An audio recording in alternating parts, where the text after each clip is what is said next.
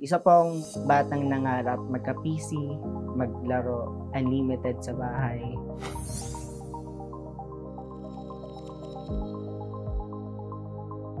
Ako si Edwin Lancawan, 27 years old. Isa akong gamer and I'm working from home, call center agent. Lagi po akong tambay sa computer shop. And nangarap po ako na magkaroon ng isang PC, maglaro ng unlimited sa bahay ng mga kung ano kong gusto. Nag-start ako actually, mag-work ako sa BPO industry. Nakabili ako ng setup, mid-range lang.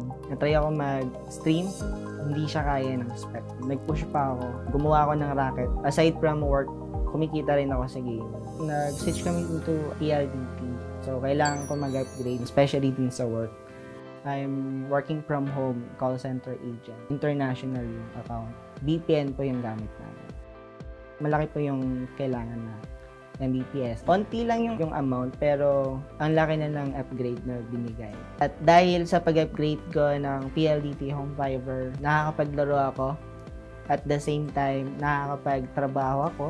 Sulit na sulit yung pag-upgrade ko ng PLDT Home Fiber kasi kaya kong gawin lahat.